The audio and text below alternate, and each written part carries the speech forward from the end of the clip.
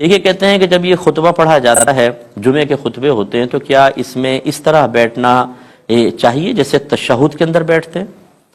دیکھیں ایسا نہیں ہے، نبی کریم صلی اللہ علیہ وسلم نے کسی خاص حیت کی طرف اشارہ نہیں فرمایا ہے، بلکہ اصل میں خطبے جو ہوتے تھے سرکار نے جو فرمائے وہ دو تقریریں تھیں۔ پہلے سرکار ایک واعظ فرماتے، صحابہ کرام حلقہ بنا لیتے، قریب قریب آ جاتے، پھر سرکار بیٹھتے، پھر کھڑے ہوتے، پھر دوسرا واعظ فرماتے، اس کے بعد فرماتے اب صفحے بنا لے، تو وہ تتر بتر ہو جاتے، یعنی ہٹ جاتے، اور پھر وہ جلدی جلدی صفحے قائم ہو جاتی۔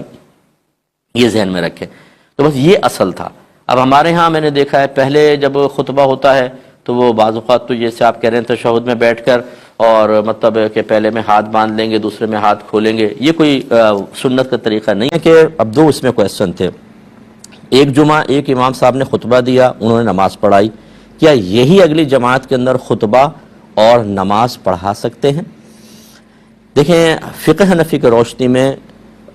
خطیب کا یعنی خطبہ پڑھنے والے کا اور امام کا الگ الگ ہونا بالکل جائز ہے۔ یہ ہو سکتا ہے کہ خطبہ کوئی دے اور نماز کوئی پڑھا، اس میں تو مسئلہ نہیں ہے،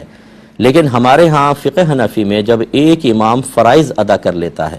اس کے بعد اسی کی جماعت نہیں کروا سکتا،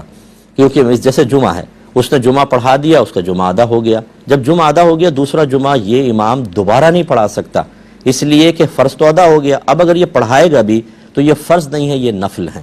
اور نفل والے کے پیچھے فرض والے کی نماز نہیں ہوتی فقہ حنفی میں، لہذا اگر یہی امام بن جاتے ہیں دوبارہ تو تمام مقتدیوں کا دوسروں کا جمعہ ہوتا ہی نہیں ہے، وہ سب کے سب برباد، ان کا جمعہ برباد، اور امام صاحب گنہگار ہوئے شدید، اور کمیٹی بھی بروز قیامت سب کے جمعوں کے قضا کرنے کا وبال اپنے سر پر لے گی۔ اور اگر یہ صورتحال ہے کہ ایک خطیب صاحب خطبہ پڑھتے ہیں پھر وہ نماز پڑھا دیتے ہیں، پھر جب اگلی نماز آتی ہے وہی خطیب صاحب خطبہ پڑھتے ہیں لیکن نماز کوئی اور پڑھا دیتا ہے، پھر کوئی حرج نہیں، امام علیحدہ ہو گئے، اور خطبہ کا تو میں نے آپ کو پہلے ہی بتا دیا کہ اگر خطبہ ایک الگ شخص نے پڑھا اور نماز دوسرے شخص نے پڑھائی بالکل ہو سکتی ہے۔ امید ہے کہ آپ بات سمجھ